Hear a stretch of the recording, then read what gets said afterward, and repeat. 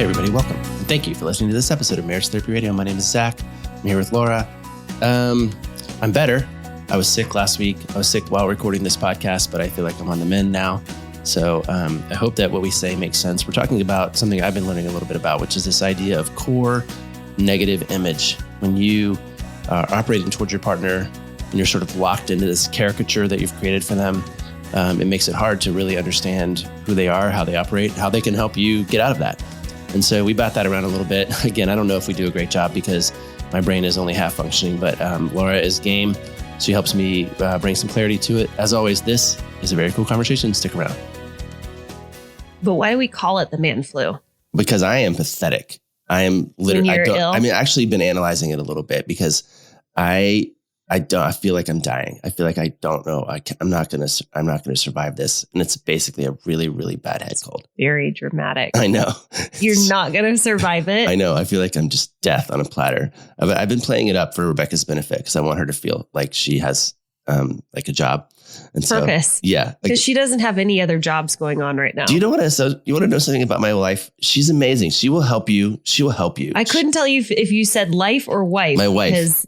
She wants to help you do everything. She wants to help you all the time. But now that I'm sick, she doesn't want to help me. She's like, I don't want to catch what you're catching. And I'm like, I'm dying. I need you to come put your mouth near my mouth so I can spread the germs. I'm like, can I please have a foot rub? And she's like, you didn't rub my feet when I was sick. And I was like, oh, brother. So I don't know, man. I think I maybe have 4 more days of this, but I don't really know. Counting on it. It is the worst, man. I can't talk. I tried to see clients yesterday and I just couldn't even. So hopefully today you'll do most of the talking.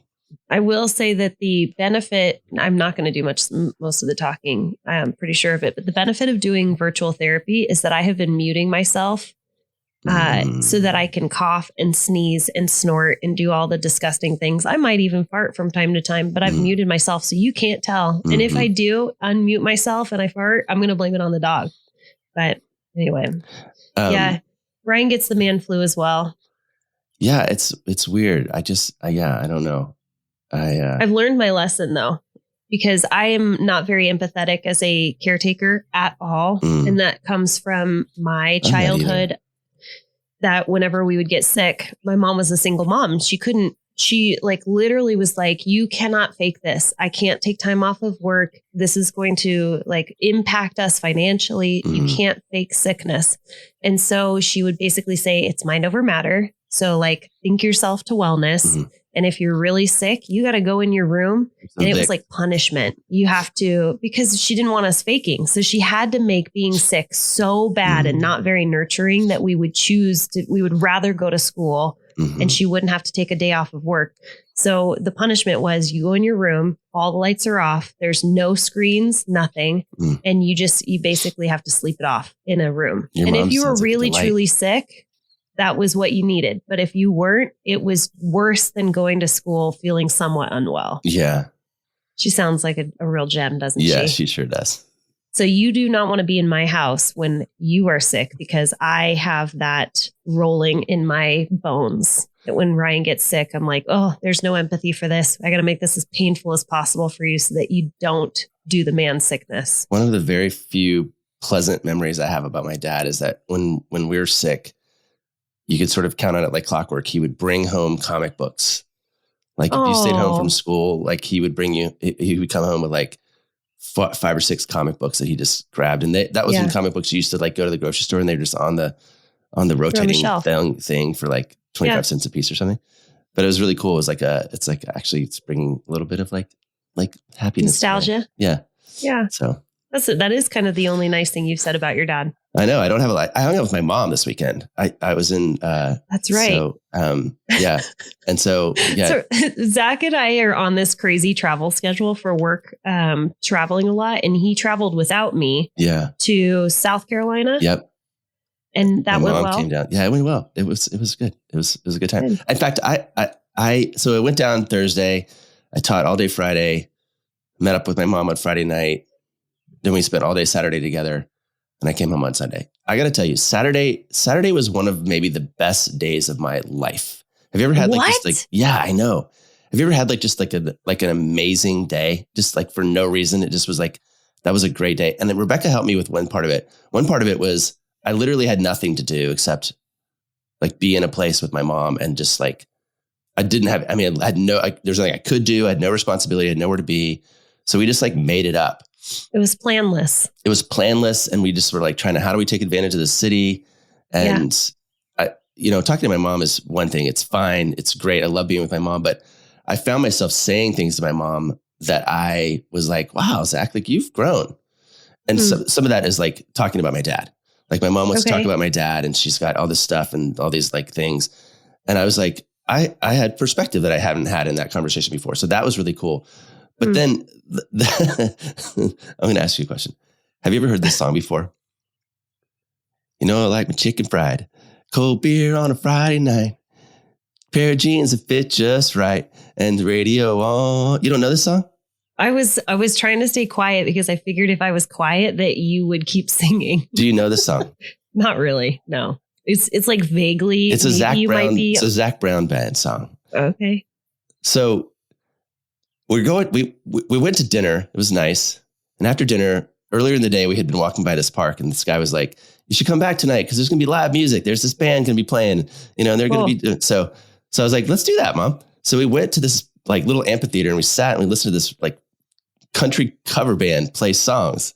Cool. And I love cover bands. I'm sitting there and I'm just watching people. I'm watching people just have a good time and they're dancing on the ground and they're just sitting there with their beers and they're hanging out and they're just talking. And then this song comes on and it's like, I'd never heard it before in my life. My wife, my kids are like, you've never heard this song before? Yeah. It's the first time I've ever heard it. But I got to tell you, I've never been happier. I just was like, this is exactly what life is all about. Just sitting here, just like doing absolutely nothing. Yeah. Eating your chicken and drinking your beer and hanging out with your friends. And that's what the song was about. And that's what everybody was doing. Yeah. And everybody was singing along. My mom was singing along. I was like, what the heck is happening right now? But there's joy all around me. You had to get out of Seattle. I can't even talk about it without smiling because I'm so, yeah. I was like, but if I ever hear that song again, I think I'm just going to, I don't know. It's your trigger for lovely memories. It was such a great night, man.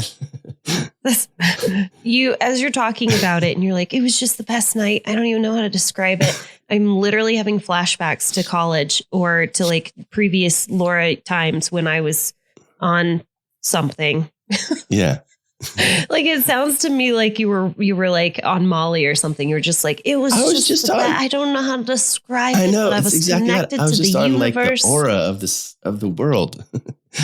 Well, I'm glad that you felt good. And then you got really sick. Then I went to the Waffle House that night. That was the same night I went to the Waffle House, which I'd never been to a Waffle House before. You took pictures and it was amazing. This lady, Pat, my waitress or server or whatever it was, she explained it all to me. She like told me how Waffle House worked and what I should order and taught me how to eat it. And I just let her, it was great. My bill was something like $11.25, but I paid her $25. Greatest tip ever. Okay, hold on. Can I go back to something so that we add some value to our listeners today? I went to the Waffle House at like 11:30 at night. Hold on. I do have to say this for everybody who's listening. It was in the parking lot of my hotel. They always are. It's either that or the Pancake House. I've gone to now 3 different states, and I have asked people, hey, I've been to way more around states here? What do you know as far as breakfast goes? And they'll rattle off all of these like mom and pop shops for breakfast. And then they'll get to the Pancake House and they're like, oh, and we have this thing called the Pancake House. It's been around since like 1777. And they all have a story about how Pancake House is their restaurant to their city. And that's their thing. And I want to ask them if they have ever driven down I-5 or 90 and happen to see that there is a Pancake House in every single city. I'm not being mean. I think those people that I don't know, man, they tapped into something that I do not have a lot of access to, which is just like simple. I think it was out of joy. Seattle. You just got out of Seattle and we all need to do that. Yeah. Okay. Let's talk about something. You said that you had a conversation with your mom, which is sort of pulling into some of the conversations that I have been having internally with my own relationship with my parents, and then also relationships that my clients are having. And I had this experience where kind of similarly, my client said, she said, I basically had like 10 hours of therapy with my mom. And I said, you're cheating on me with another therapist? And she said, no, what I mean is that we were in the car and we just started talking and kind of hashing things out. And this mature version of me was showing up for the very first time. And not only that, but she said the mature version of her mom showed up, which she was not expecting. And she said, I just feel so much better. I feel like grounded. I feel peace. I feel a weight off of my shoulders.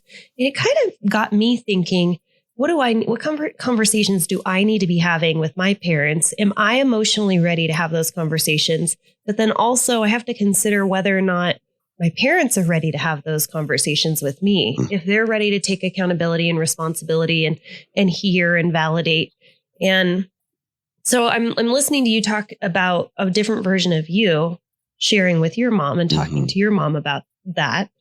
And I'm just wondering if maybe the peacefulness that you were experiencing had anything to do with talking with your mom on a different level, engaging with her as a different human being. Well, I think the point about my story is it sort of surprised me, right? Like just like everybody else, me and my mom, you and your husband, me and my wife, you and your friends, sometimes you drop into just scripted conversations. We sort of have the same thing over and over again. And I think I was aware that going into this setting with my mom, I didn't want to have the same conversations over and over again.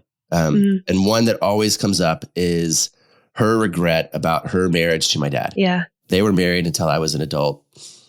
I think they got divorced when I was 25. And then she remarried a few years later. She's happy now. She's got a great husband. I love it.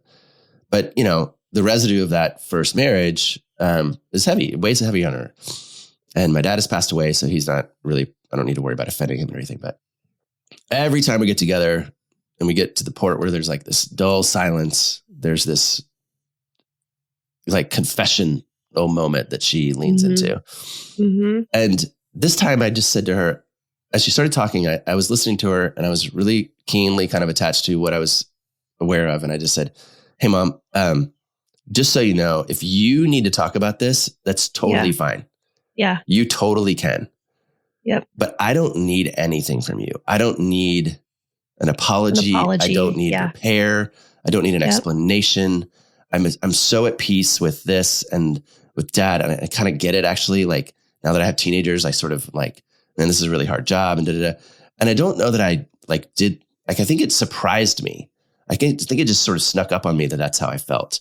And I just kind of said that, and she was like, well, I guess I don't really need anything. I was like, great, let's talk about something else then. And so we sort of moved away. But I think the skill or the invitation there was to get outside of the kind of the scripted, sort of characterological patterns that we just lean into sometimes without thinking about it. I'm putting I agree.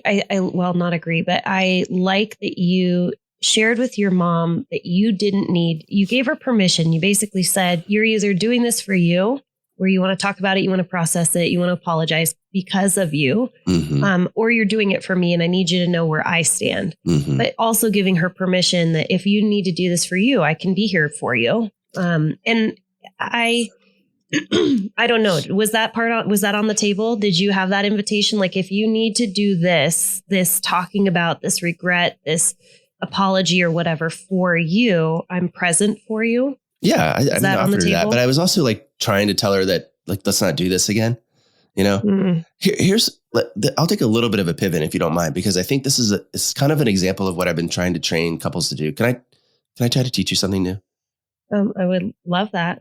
I'm so skeptical. Like for a second, I was like, Zach, I already know it all. There's nothing to teach me. No. This is what it is. I think I've been talking a lot to couples about what's often labeled core negative image, CNI, core negative image. Yep. So core negative image is the core negative image I hold of Rebecca, or the core negative image I hold of you. So when I get lazy, hungry, angry, lonely, tired, and I want to subscribe to you persona that is negative, I go to this like just sort of automatic response. And the way I describe it to couples a lot is it's almost like if you're walking around, downtown San Francisco and you walk up to an artist and he's like, "Can I draw your caricature?" And so he's going to draw a picture of you. And if your forehead is kind of high, it's going to be like 3 stories high in the caricature. If you have an overbite, you're going to look like a donkey. If you have big, like it really exaggerates, but you can still see you. You're still there. It's just exaggerated. And so the CNI that we create is this image that is you, but it's really exaggerated. And in fact, it's exaggerating your flaws. Yeah. Okay. So what happens is when I'm hungry, angry, lonely, and tired, I'll drop into that CNI and I'll start to treat you like that's who you are. I'll start to treat you like you're a donkey, or I'll start to treat you like you have, none of your hats fit anymore, or whatever. I'm going to beat that analogy to death. It's not going to work, but I'm going to start to treat you that way. Well, what I need is a reframe. I need a reframe. And there's only really one person who can help, and that's you. So here's how that played with my mom. My mom picked up her pen, and she started to draw a picture of my dad. And I said, "Hey, here's a new pen. How about you take this pen instead? Or we don't draw this picture." That's what was happening. But if we go back over just to couples in general, what's happening in my office is couples will drop into CNI and they'll say, "You're so angry and defensive and jealous." And I'll go, "Okay, cool. That's CNI, right? That's you latching into your CNI."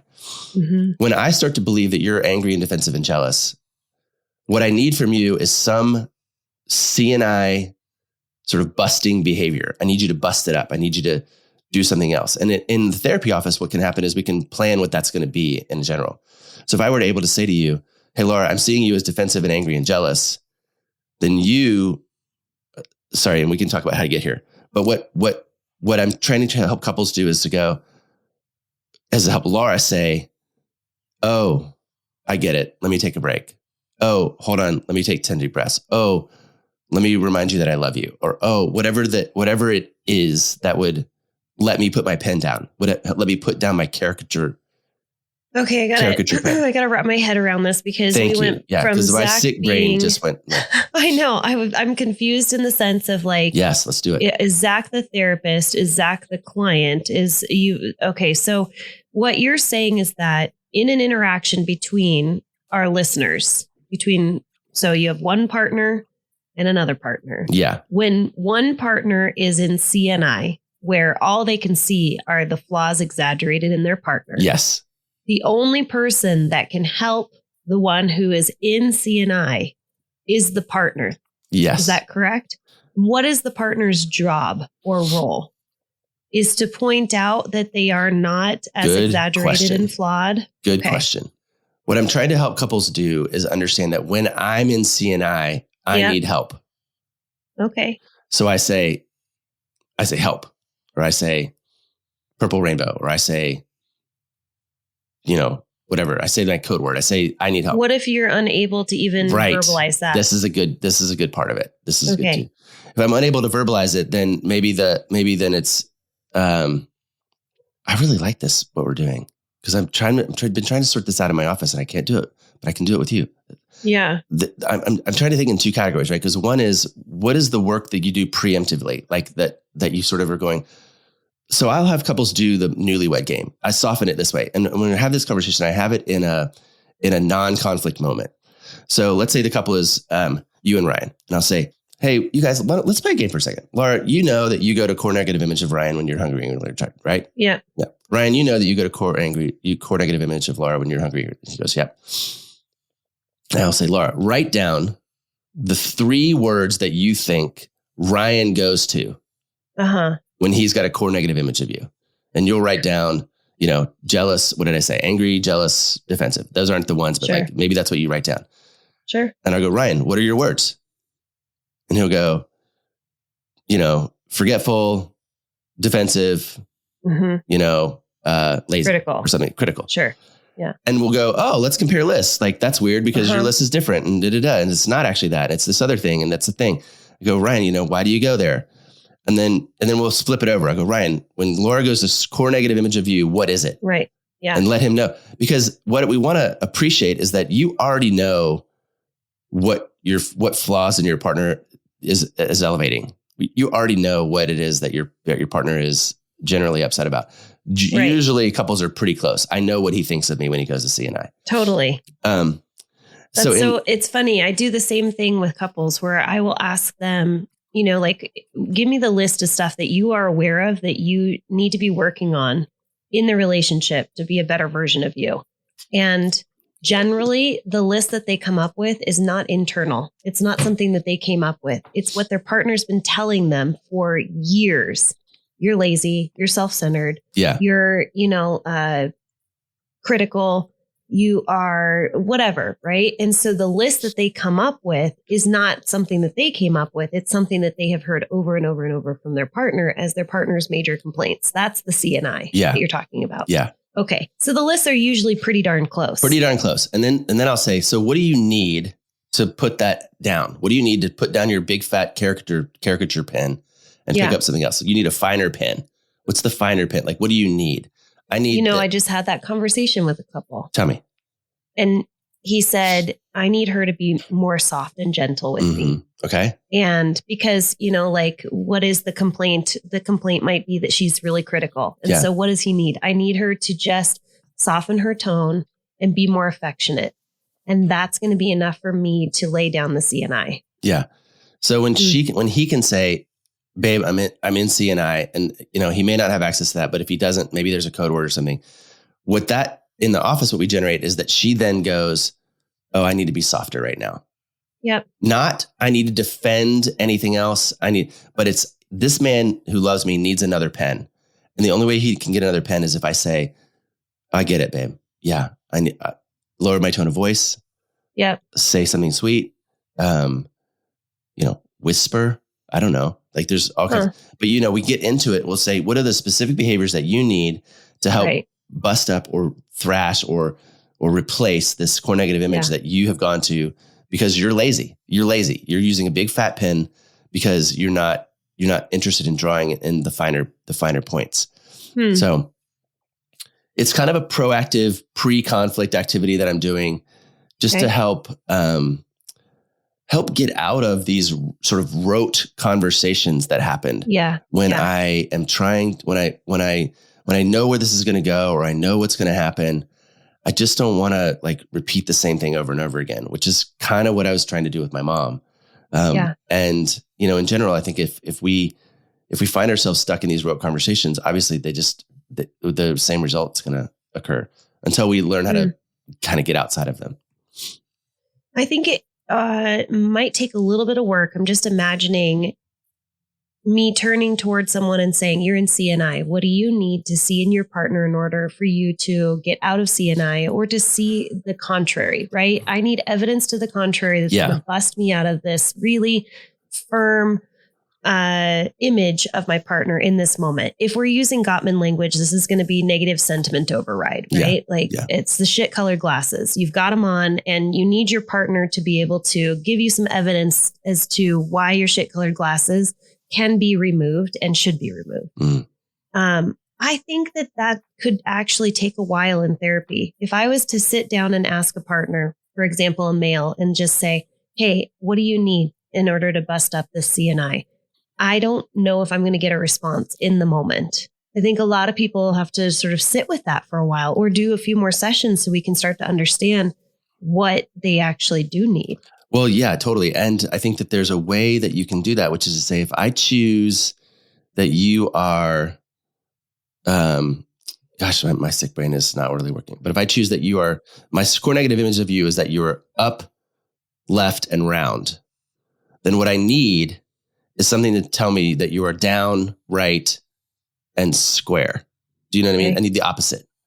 So what is the data that will show me that you're down? Oh, well, if you lower your voice, or if you play that song, I like my chicken fried or whatever. Like I was thinking about if my wife, if she hears this podcast, she knows that if I'm ever in a bad mood and she wants to cheer me up, all she has to do is turn that song on. I promise you, I'll go to but you know what I mean? What will be what's the opposite? What will engender the opposite?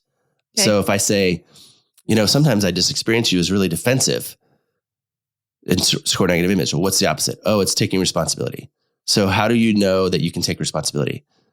I think if I go to CNI and you say, you know what, you have a really good point.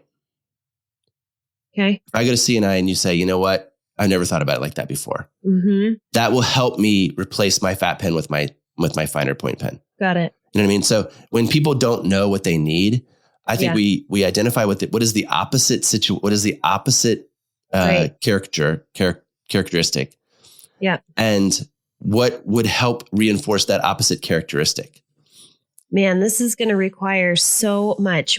This is something that I use a lot. So what you're talking about, CNI is a Terry Real thing. You're in the process of studying to become certified. And what I like is that Terry says, I don't know if he uses this language, but he says, only one of you can be an asshole at one time. So basically you can't both be assholes, because if you're the asshole, which is you're in CNI, right? Like I've got this really negative image of you. It may or may not be accurate or true. Like your partner, you just might have, like you said, you're hungry, angry, lonely, tired, scared. You're in that frame of mind. And so everything looks like a threat. Everything is tainted. Everything is, you're viewing your partner through CNI. You're probably even viewing your children through CNI. You're viewing the world through CNI, whatever it might be. It requires so much tag teaming and teamwork in order for your partner to then say, oh, he's in CNI. Now it's my responsibility to prove to him or demonstrate that I have some qualities to the contrary of what my partner is viewing me through. Yeah. What I try to set up in therapy is it's not your responsibility to prove. It's your opportunity to give them a new gift, give them a new pen. Right. It's your opportunity to say, because I think where it comes from, and this is, I don't know what to do with this exactly. I'm more and more and more convinced that couples therapy really works the best with people who are really like functional adults as individuals. Well, obviously it's very difficult to do therapy if you're not functioning. Yeah. No, I just mean like I'm asking clients to really lean into a high degree of like self-awareness. And the self-awareness is if I keep doing this, I'm going to mess it up and I need your help, which is a really odd thing to try and do in conflict when you really want the other person to pay. If I keep doing this, if I stay on this path, this is going to go bad and I'm going to be responsible for that. So I need help. I need your support. Is really different than, well, you're making it worse. So I'm going to make it worse to help you understand that if you make it worse, then it's going to be worse. Well, now I'm going to make it worse too. And now we're going to both making it worse, So.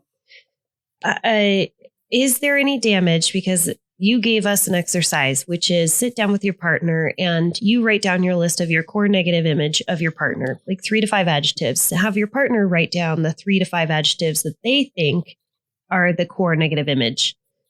Is that an exercise that is just poking at people? Is this something that you would say? I think in the office, we do this always in non-conflict setting. We do it kind of in advance. I go, you guys want to try something out? Let's try something out.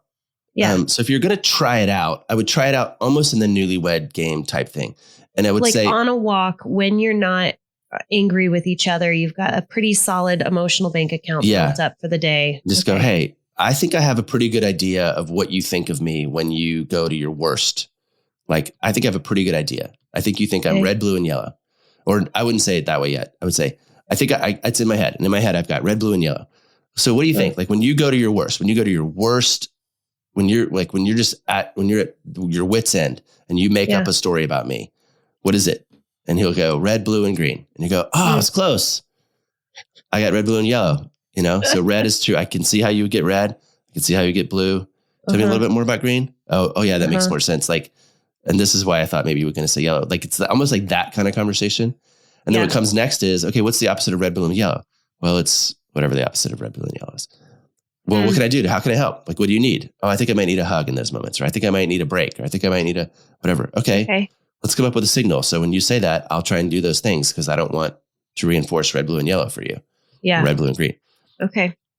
It does require a great deal of the two of you working together as a team to protect the relationship. Yeah. This is not your problem. This is our problem. We are working together to eradicate CNI from our conversation, from our relationship, whatever it might be. I think it's a lot easier, by the way. And I love taking a skill that's for couples and then integrating it into a skill for parents, which for me is we slip into CNI when we're tired and when we want our kids to go to sleep or they're not eating or they're, talking back or whatever. And now all of a sudden we have a core negative image of our child. It's like, what needs to happen to get you out of this core negative image of your child? Yeah. And I'm just wondering how you can take something like that and integrate it into your relationship with your mom, with your children, with your school teacher, whatever it might be. Well, I think again, part of it is understanding enough of your own tendencies to go, I'm painting with a really broad brush here. Mm-hmm. Mm-hmm. And I wonder if I have other instruments available, Sure.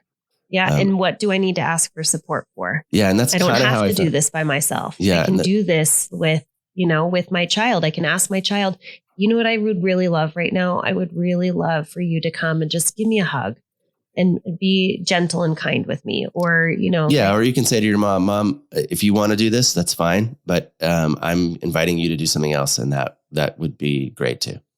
Mm-hmm. Yeah. Okay. Interesting. I don't know if I fleshed that out exactly the way I wanted to, but this is again why my brain is just not clicking. So, well, let's land this plane. Some all grace to you, my dear sick man cold friend. Mm-hmm. It could be a 4, it could be a 10. We don't know because it's all a 10 to a man. To a man, yeah. Thanks so much for listening to this episode of Marriage Therapy Radio. By the time this comes out, Zach and I will have already done I guess it's considered our summer. It would be our summer intensive where we meet with couples on Friday and Saturday and we go through the 7 principles for making marriage work. But I did want to let you know that we have the summer weekly series registration open. It runs from July 5th until August 23rd, and it is every Wednesday evening. If you want more information about that and to register before we close registration, there's also a fun little discount if you register early. You can go to marriagetherapyradio.com, and on the right-hand side of the page, you'll see the weekend intensives and the weekly series. Thanks for all of your time and attention, making your relationship better today than it was yesterday.